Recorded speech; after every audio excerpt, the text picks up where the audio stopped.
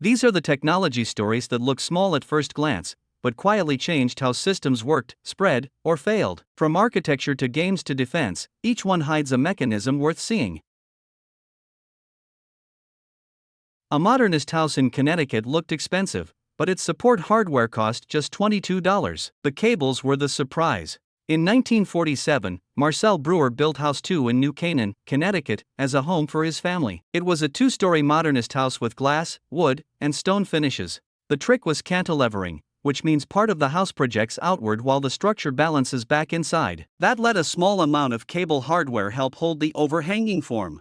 The result was a striking home that looked suspended, yet stayed economical to build. When it was finished, the design drew attention to Breuer's growing practice in New York City. Today, House 2 still sits at 122 Sunset Hill Road, with glass catching the light above stone and wood. The cables remain a small detail under a very deliberate frame.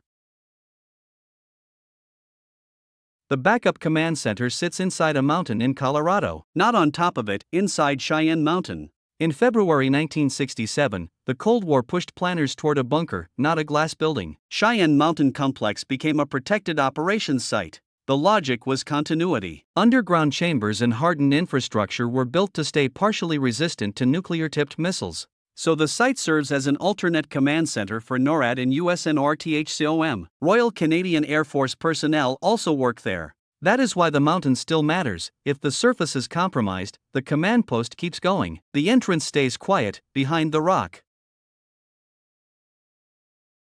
One Pokémon could learn almost any move, and tournament rules had to stop it. Smeargle looked like a blank canvas, but its move list kept growing. Smeargle first appeared in Pokémon Gold and Silver. It belongs to the Pokémon franchise, and it later showed up in spin-offs and animated adaptations. Its trick was simple: it could learn almost any move in the series. In competition, that meant one body could imitate many different strategies. That flexibility made it hard to predict and hard to balance, so multiple competitive tournaments restricted Smeargle to keep matches fair. On screen, it still looks like a blank canvas. In a rules room, that canvas became a balance problem, and a tiny paint-splattered Pokémon sat beside the bracket board. A Metallica game was planned around car combat, not concerts. The cars were the main action. Damage Incorporated was planned as an action-adventure game from Climax Brighton, with the Vivendi Universal Games set to publish it. It used Metallica's music and band likenesses. The pitch put players in a post-apocalyptic world. They could add weapons and armor, then hijack other cars. That design made it feel like two action formulas in one shell. Vehicle brawling met open-road crime and customization. It stayed unreleased, leaving only the image of a branded combat car tearing down a broken road. Metal, armor, and dust were all that remained.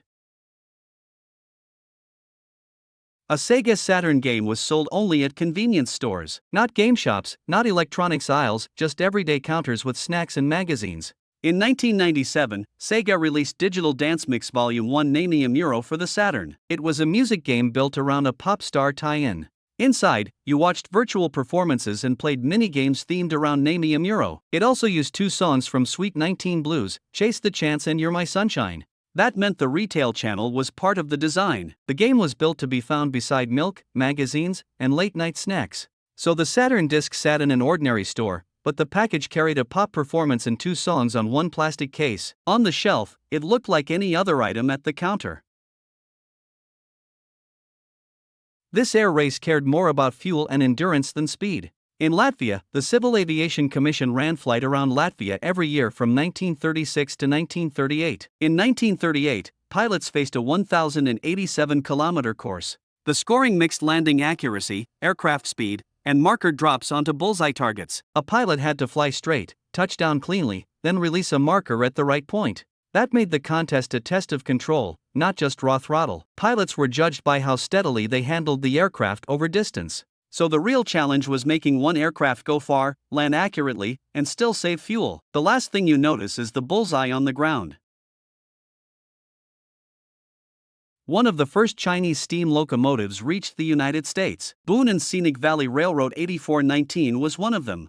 It is tied to Boone and Scenic Valley Railroad, where the engine sits in a rail setting people can actually visit. The odd part is its origin, not just its steel body. Its importance is simple: It was exported, meaning rail technology moved from one country into another. That made 8419 an early example of Chinese locomotive export to the US.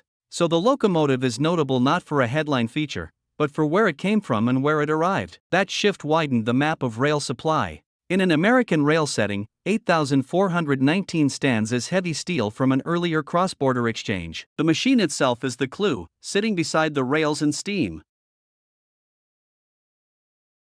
Renegade 2 had a demo, beta versions, and reviews, then it still got cancelled. Renegade 2 was a space combat simulation game. That means players would have flown ships, tested systems, and watched the build under pressure. A demo and beta are public test versions. They let players and reviewers find problems before launch, instead of after release. In Renegade 2's case, that public trail still pointed to poor quality. The project was cancelled before a finished release could ship. So the public saw progress, but not enough quality. What remained was the empty space where a finished space combat game should have been. If you like the hidden logic behind strange facts, keep going through the full anthology. And if one of these surprised you, leave a comment with the one you'd want unpacked next.